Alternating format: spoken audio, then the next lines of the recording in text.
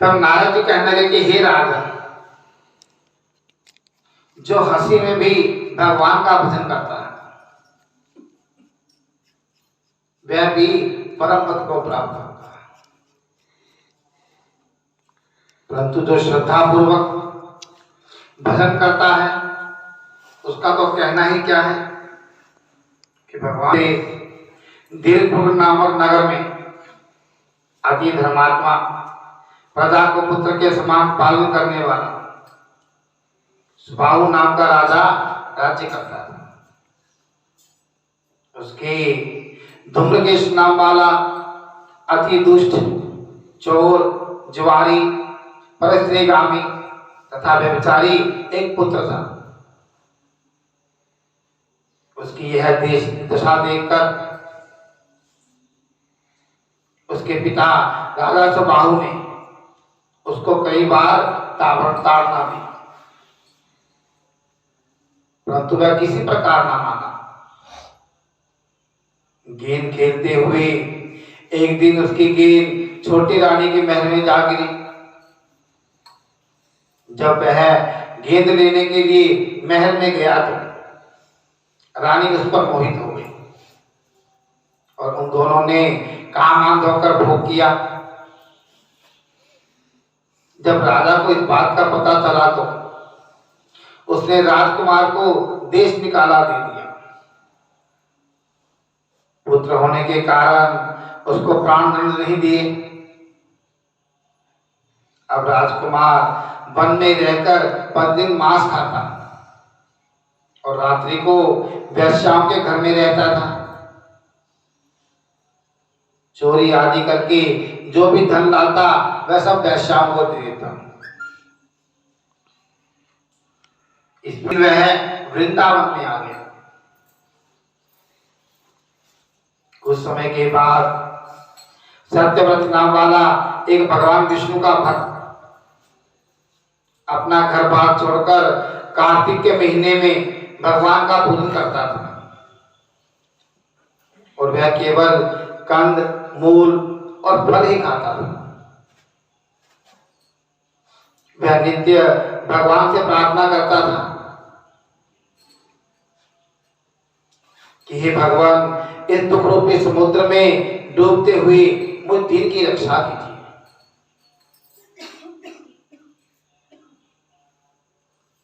श्री राधा जी के साथ मैं आपको नमस्कार करता हूं। वह प्रेम में मगन होकर कभी रोने भी लग जाता। इसी प्रकार वह नित्य पुत्र किया करता था। देवयोग से एक दिन धूम्रकेश ने उस ब्राह्मण की यह सारी क्रिया देखी।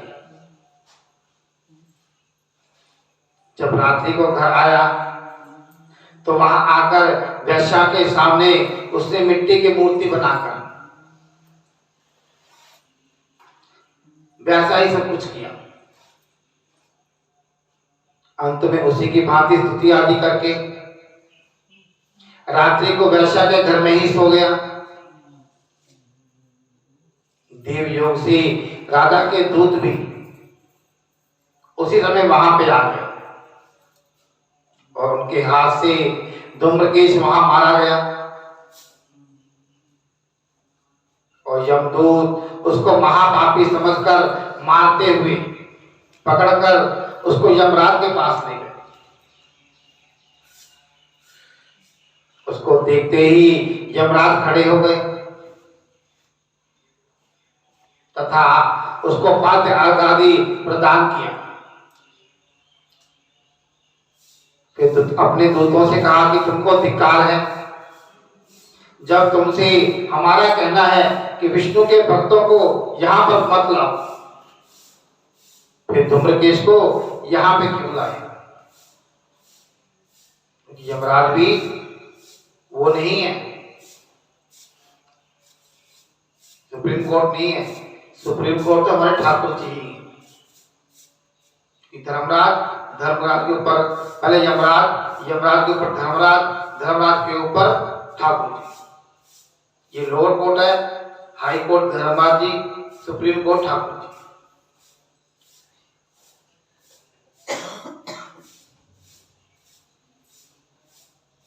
फिर धूम्रकेश को यहाँ पे क्यों लाए? उसने चाहे हास्य से ही कार्तिक मास का व्रत वृंदावन धाम में किया, फिर भी यह वैकुंठ में जाने का अधिकारी हो गया। लेकिन हम लोग कहते हैं जी हमसे सवेरे उठा नहीं आता। हमारे सनातन धर्म में ऐसे ऐसे विधान हैं जो करें तो हम मुक्ति पा सकते हैं, सभी कुछ कर सकते हैं, लेकिन हम करना नहीं चाहते। ये सबसे बड़ी विडंबना है सनातन धर्म की कि हम लोग जितना हमारा पुरातन इतिहास है हम उतने ही पिछड़ते जा रहे हैं इससे, उतना ही पिछड़ते जा रहे हैं और मत धर्म में बढ़ते जा रहे हैं, लेकिन अपना जो मूल जड़ है उसको छोड़ते जा रहे हैं। किसी वृक्ष की जड़ को यदि उसको पेड़ को फिर से काटोगे तो दोबारा हरा हो जाएगा, लेकिन उसकी जड़ को हिला दोगे फिर कभी नहीं हरेगा। वही भाव हमारा है। जब जब हम अपने धर्म को छोड़ते जा रहे हैं तो हम परेशान होते जा रहे हैं। जड़ हिल गई तो पौधा कहां से हरा रहेगा? हमने फलाना गुरु बना लिया जी, हम ये नहीं करेंगे, हमने वो बना लिया जी, हम ये करेंगे। सिर्फ गुरु बनाना, किसी से करना, गुरु सभी के लिए है। गुरु का मतलब क्या होता है? गुरु किसके लिए है? सिर्फ नाम सिमरन के लिए। वो लक्ष्य देता भी आप इस मंत्र का जाप करोगे तो आपको ये रिजल्ट मिलेंगे। गुरु सिर्फ इसलिए होते हैं। गुरु हमारे भी हैं, हमने भी शिक्षा ग्रहण की है, लेकिन हमें तो कभी नहीं कहा तुम कुछ ना करो।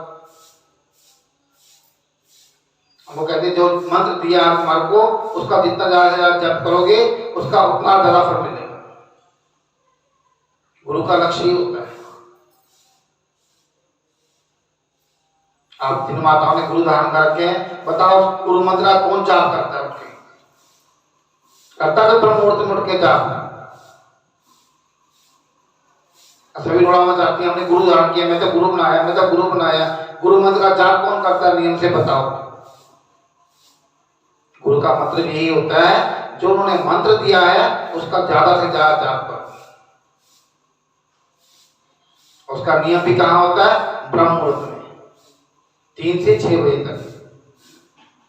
शास्त्रों में ऐसा भी लिखा है कि 3 बजे से लेकर 6 बजे तक ठाकुर जी, शंकर जी ये क्या करते हैं? सारी दुनिया को खैरात बांटते हैं, अन्न धन बांटते हैं। जो उठ गया सो पा गया। एक भजन है, उठ रहा भाई अब भोर कहा जो सोवत है, जो सोवत है वो खोवत है, जो जागत है वो पावत है। ऐसा धर्म यही है कि हमें सूर्योदय से पहले ही उठना चाहिए। किसी कारणवश नहीं उठ पाए तो कम से कम सूर्योदय से पहले पहले, दिन निकलने से पहले, सूरज चढ़ने से पहले जरूर उठ जाना चाहिए। जो सूर्योदय के बाद उठता है वो अपनी आयु का क्षीण करता है।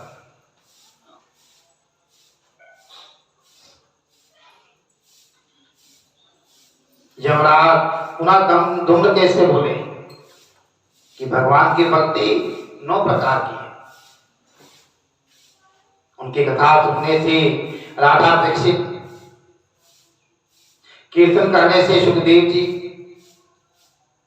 स्मरण करने से प्रहलाद, पाद सेवा से लक्ष्मी, चरणों की सेवा करने से, पूजा करने से राजा पृथु, वंदना करने से अक्रूर, दास भाव से सुग्रीव, मित्र भाव से अर्जुन, आत्म निवेदन से राजा बनी।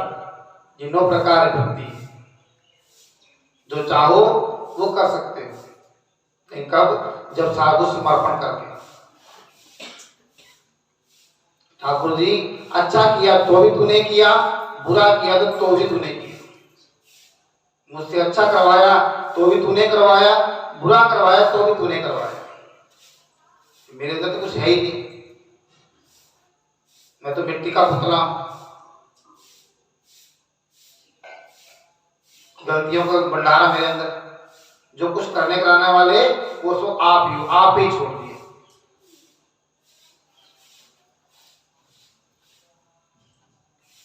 जिस प्रकार परम पद को प्राप्त हुए उसी प्रकार तुमने भी चाहे हास्य से ही भगवान की पूजा की, मगर फिर भी तुम स्वर्ग जाने के अधिकारी हो गए।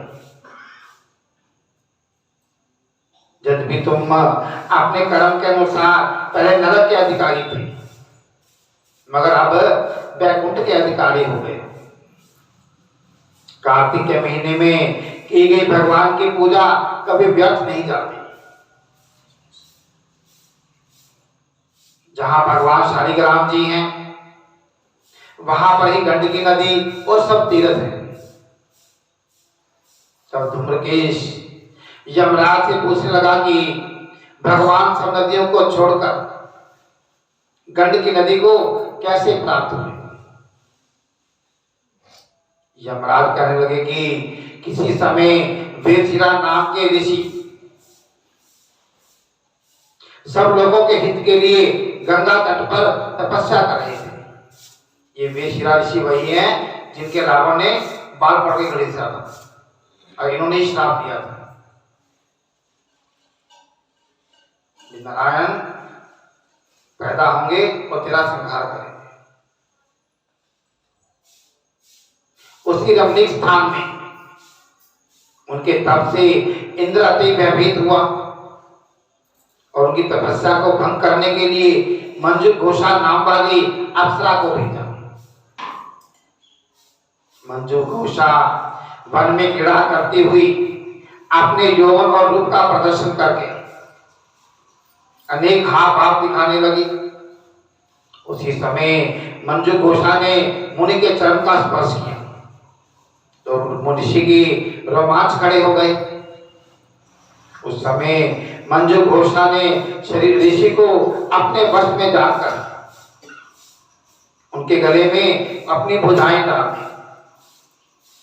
तब ऋषि ने क्रोधित होकर श्राप दिया, क्योंकि तुम मुझे इस संसार सागर में डालने के लिए उदित हुई हो, यहाँ पे आई हो, तो तुम नदी रूप हो जाओ।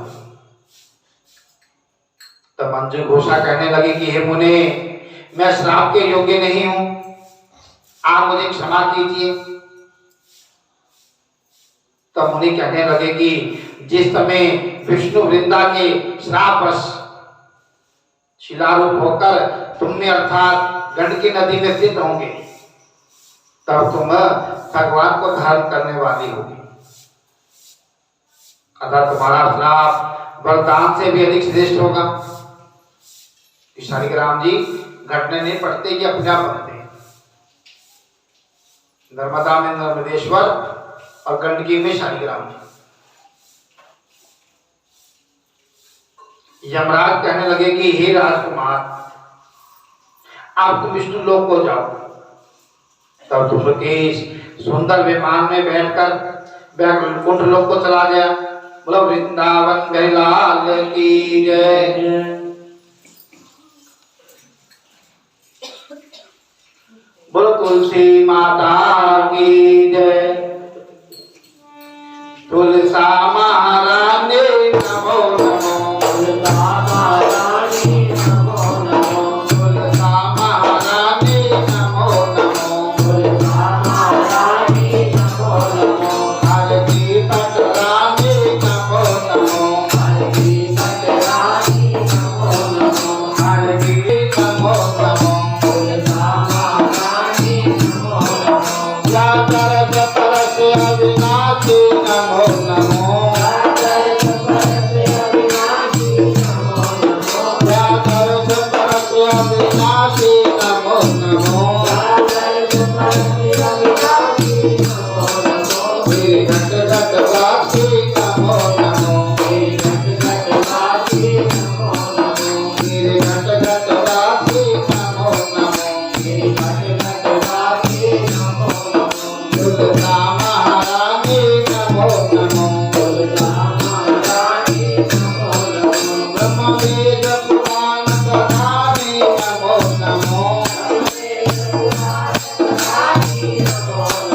Brahma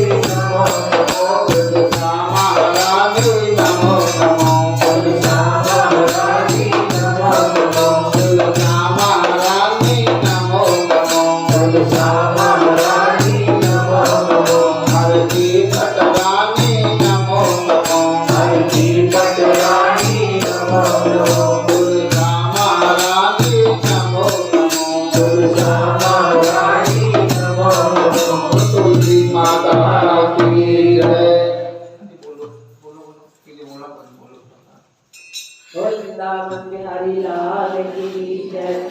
बोल बोल दौड़ी सरकार की जय। मेरे प्राण